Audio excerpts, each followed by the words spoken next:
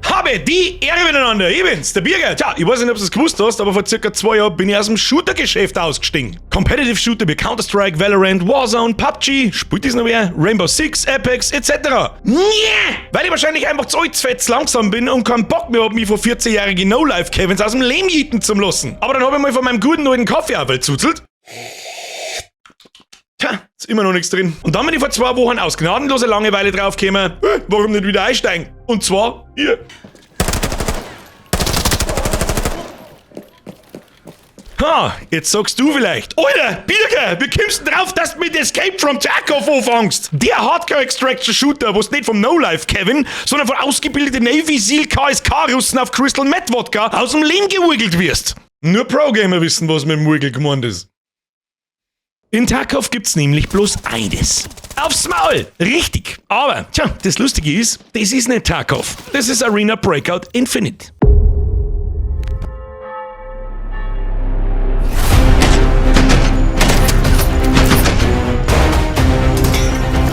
Was das ist, um was da geht und wie sich da ein eingroßter, zu alter, fetter, schlechter bis mittelmäßiger Spieler schluckt? Sie, Senor, damit bin ich, meine Ahnungslosigkeit und meine Kartoffel eben gemeint. Das zeige ich dir heute. Meta-Videos, was der heftigste Playstyle, die krassesten Waffen, Munition und Rüstung ist, gibt's wie Sand am Meer. Das bringt da aber einen Scheißdreck, wenn du Casual-Brotbot einfach nicht gut genug spielst wie die Leute, die in ihren Videos nur die besten Flickshots und Vollrasuren herzeigen. Kann ein Casual-Normalo-Spieler in diesem Spiel Spaß haben und was zu reißen, ist die Frage des Tages. Und darum fangen wir erst einmal so. Was ist ein Extraction-Shooter? Der bekannteste Platzhirsch in dem Genre, in ausgewählten Fachkreisen Genre genannt, ist mit Abstand Escape from Tarkov. Anders als in einem Arcade-Shooter wie zum Beispiel Call of Duty ist da nix mit 4000 km/h durch die Map-Slide canceln. Das Einzige, was du in Tarkov cancelst, ist dein Wille zu leben. In einem Extraction-Shooter geht's um Looten und Bluten. Außerhalb vom Spiel baust du dir Loadout zusammen aus Helm, Westen, Panzerung, Waffen, Munition und Equipment, von billig bis teuer, je nachdem, wie viel Ingame-Geld das du hast. Währenddessen betzt 3 Vaterunser. Dann spawnst du auf einer Map im Loading-Screen, betzt nochmal 3 Ave Maria und hast dann ca. 30 Minuten Zeit von deinem zufälligen Startpunkt zu einem Extraction-Ausgangspunkt zum kommen. Wo du wieder aus der Map rauskommst, inklusive dem Loot, den du in dem Run gesammelt hast, den du draußen wieder zu Geld für bessere Waffen, besseres Equipment für deinen nächsten Run machen kannst. Klingt lustig! Wäre da nicht ein Problem? Auch andere Spieler spawnen irgendwo auf der Map und haben den gleichen Plan. Und jupp, stirbst du auf dem Weg, ist alles weg. Nicht nur der Loot, den du bis dahin gesammelt hast, sondern auch dein Equipment, mit dem du dahergekommen bist. And it's gone. Einzig der salzige Geschmack der Schadenfreude und des Skrotum deines Peinigers, der lacht und frohlockt, während er dein Zeiger rammt. Ja, der bleibt. Tja, hättest du mal 5 Vater unser 8 Ave Maria und 22 Rosenkranzbett, du Trottel. Jetzt sitzt wahrscheinlich du da und sagst, wer zur selbstverstümmelnden Hölle spielt denn sowas? Okay, berechtigte Frage. In kurz, weil es andersrum genauso funktioniert. Ich kenne nicht viele Spiele, in denen dein Puls regelmäßig gefühlt 4-stellig pinkt. Das Level an Nervenkitzel und Thrill, wenn's ernst wird, kenne ich eigentlich nur teilweise aus Battle Royals oder eben Tarkov. Denn Zelt in der Hose Zeit! Ping, ping, Motherfucker!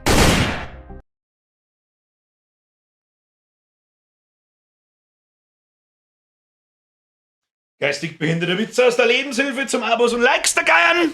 Check! Wie gesagt, Zelt in Hosezeit. Wenn du in Full Juice 3000 Stunden Playtime Tryhard Thorsten und seine 2-3 Meter-Mates mit deiner Billo AKS und all die Tüten Rüstung aus dem Leben lackst und du frohlockend sei Gier klaust, während dein Schweiz langsam, aber mit vollendeter Genugtuung in sei Rage-Maul tripft. Manchmal, aber nur manchmal, hört man eine kleine Erschütterung der Macht, wenn er alte 4 druckt und das Spiel deinstalliert.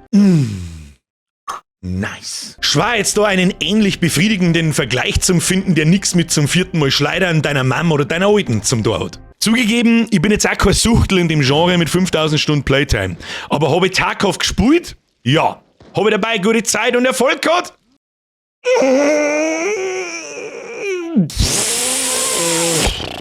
Warum ich aber dann überhaupt auf einmal mit sowas anfangen wieder, kann ich vielleicht mit dieser Frage beantworten. Was macht Arena besser als Tarkov? Besser ist vielleicht ein bisschen der falsche Begriff. Wieso schreibst du denn dann ins Kapitel ein, du Trottel? Arena Breakout Infinite, ich nenne es gern Arena, andere nennen es Abi, ist zwar auf den ersten Blick zu 95% der Tarkov-Klon, macht aber einige Dinge einfach anders und ist damit einfach weit zugänglicher. Als erstes ist es Feeling gegenüber Tarkov. Ein bisschen schwierig zum Beschreiben, aber als Movement, Laufer, Sprinten, Volten, Springer und das Gunplay fühlt sich weniger clunky und einfach flüssiger als in Tarkov. Ohne dabei gleichzeitig das Hardcore-Feeling zu verlieren. Man hat zum Beispiel genauso Ausdauer, die nicht unendlich lang sprinten, springen oder aimen lässt. Hunger und Durst gibt's, der zum Beispiel nach einer Runde anders als in Tarkov wieder voll aufgefüllt ist, genauso wie Schaden an deinem Char, ohne dass du nach dem Run aktiv heilen musst. Du hast ein ähnliches Schadensmodell, je nachdem, wo du der Gegner hinschießt, in deine Arme, Oberkörper, Beine etc., die mit verschiedenen Medikits und Schmerzmittel etc. mitten oder nach dem Kampf in-game behandelt wird. Ist dein Arm im Arsch, ziehst wie Sau beim Aimen. Ist dein Hax kaputt, kannst halt nicht mehr gescheit laufen. Schießt dir jemand in den Kopf, ist überall das Gleiche. Haha, okay, tschüss dann. Heißt, es ist noch Hardcore genug, aber eben nicht Todes-Hardcore. Der nächste Punkt, der wahrscheinlich noch wichtiger ist und der Grund, warum sich einige von Tarkov gänzlich fernhalten, Gear 4. Die kickt bei Arena auch, aber bei weitem nicht so schlimm wie in Tarkov. Birgers 5 Noob-Sekunden. Was zur Hölle ist Gear 4? Gear 4 ist die Angst und Panik davor, dein Loot und dein Equipment zu verlieren, wenn du stirbst. Was maßgeblich deinen Playstyle beeinflussen kann und wird, wenn du zum Beispiel eine Viertelstunde in der Embryo-Stellung in einem Eck guckst, weil du irgendjemand irgendwo kurz Laufverkehr hast.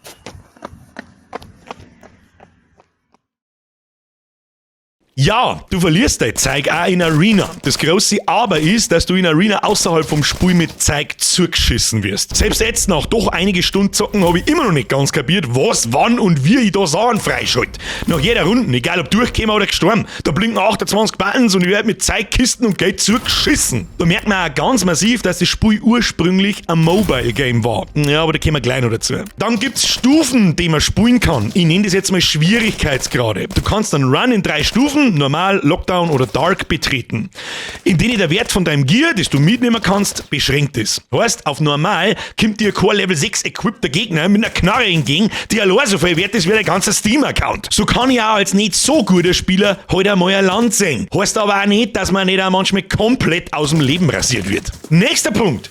Es kostet nichts.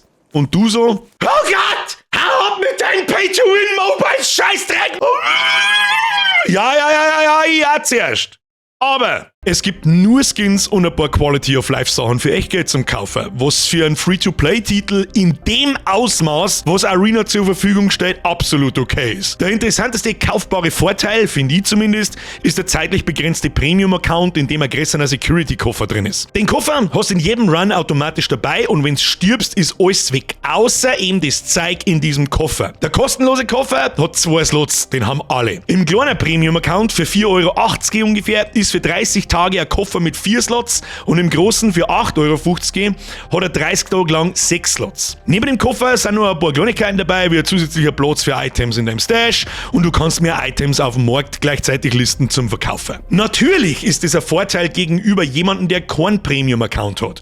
Aber es ist alles bloß nicht spielentscheidend, weil nichts sonst eingeschränkt ist. Du hast vollen Zugriff auf alle Waffen, Attachments, Munition, alle Rüstungen, Helme, Items, was das ganze Spiel hergibt. Nein, und ansonsten gibt es ja im Shop natürlich Skins und lauter so nutzlosen Scheißdreck. Das interessiert mich genau komplett gar nicht.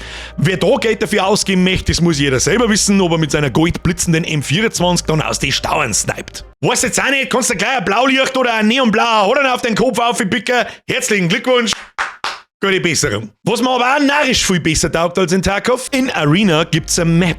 Ich kann einfach jederzeit nachschauen, wo ich bin, wo sind Hotspots, Safes, guter Loot und vor allem, wo ist mein Ausgang? Ich sehe sogar Marker für meine Missionen, die man von NPCs kriegt. In Tarkov hast du nicht standardmäßig eine Map und musst entweder am zweiten Monitor eine aufhaben, des Kartenlesens mächtig sein oder eben Map ewig und 3 Tage auswendig lernen, während du da 1000-mal durchstirbst. Es gibt einen Schießstand. Ja, den gibt's in Tarkov auch, ich weiß, aber den musst du erst mal freispielen und dann ist er bei weitem nicht so umfangreich und leicht zugänglich wie in Arena. Sehr nette Idee, weil der Detailgrad, vor allem was die Waffen betrifft, ist wirklich grenzdebil narrisch. Jeder Waffenfetischist, schöne Grüße an meine Lieblingsnachbarn aus Österreich an dieser Stelle, kriegt sofort ein feuchtes Hosel, was da alles möglich ist. Jede Waffe ist in sämtliche Einzelteile zerleg- und zusammenbaubar. Wenn's lustig bist, baust du 3 Taschenlampen an dein Sturmgewehr, die sind so hell wie ein Flakscheinwerfer und wenn der Gegner reinschaut, sagt er kurzen lieben Gott, bevor er stirbt. Es gibt verschiedene Munitionsarten von 1 bis 6 Stufen, die Rüstungswesten und Helme je nach deren Stufe durchschlockt und Schaden macht oder halt nicht. Du kannst da direkt am Stand alle Waffen zusammenbauen, wirst du willst, rumprobieren, Recoil testen, als Vorlag speichern und dann sogar noch mit sämtlichen Munition Munitionsarten an Dummies mit sämtlichen Panzerungswesten und Helmet ausprobieren.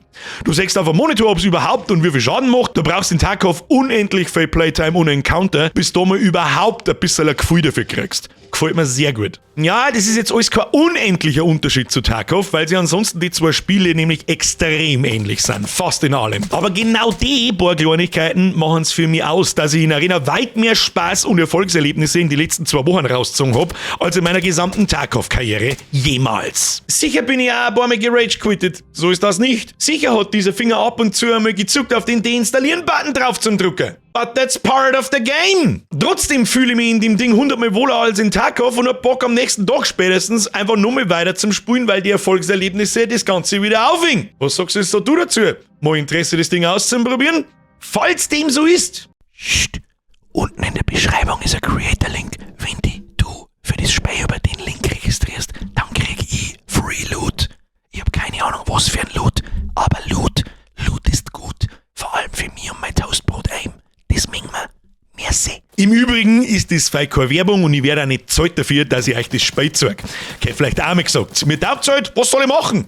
Aber falls du das wirklich ausprobierst, habe ich nur eine Kleinigkeit, dass du nicht als Komplettnocker der Kacknoob in die erste Runde hauen musst. 3 Sachen, die ich gern von Anfang an gewusst hätte. Erstens, Zustandfilter im Markt. Wenn's wieder dumm und natürlich nur aufgrund des Versagens deiner Mates gestorben bist und ein neues Loadout inklusive Waffen und Equipment brauchst, kannst rechts oben im Markt mit dem kleinen Dropdown einen Zustand von bestimmten Items filtern. Da geht's hauptsächlich um Helm plus Visier und Panzerung. Stellst auf fast neu, da kostet das Klump teilweise die Hälfte, obwohl bloß ein paar wenige HP fein. Sparst einen Haufen Kohle. Zweitens, kein Friendly Fire. Ich bin einfach grundlegend davon ausgegangen, Minimum 50, 60 Runs lang, dass selbstverständlich Friendly Fire aktiv ist, wenn du zu 2, 3 oder 4 spielst. Aber nein, ich möchte gar nicht wissen, wie oft mein Mate erschossen worden ist, wenn er ein Tier oder einen enger Gang pusht und ich behindert daneben dahinter stehe und nichts tue, weil ich Angst habe, dass ich ihm ins Voldemort-Knack schieße.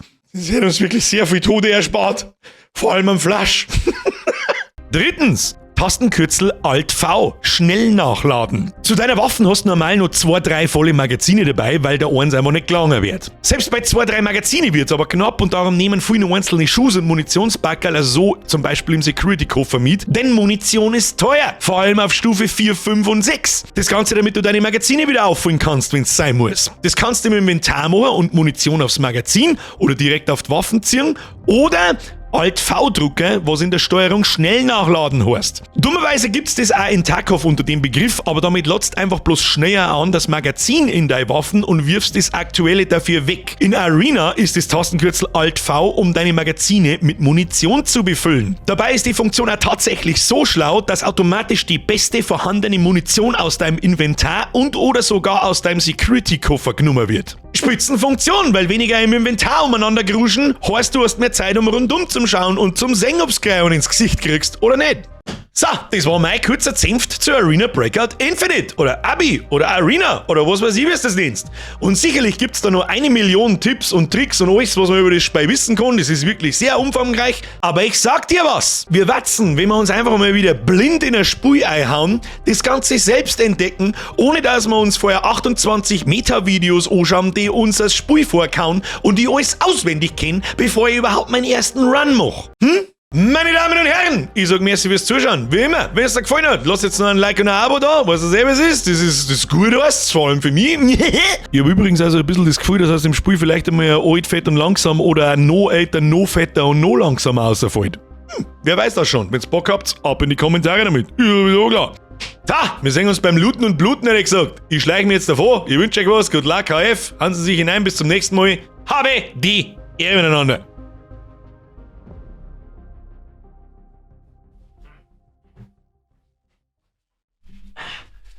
Ne Scheiße.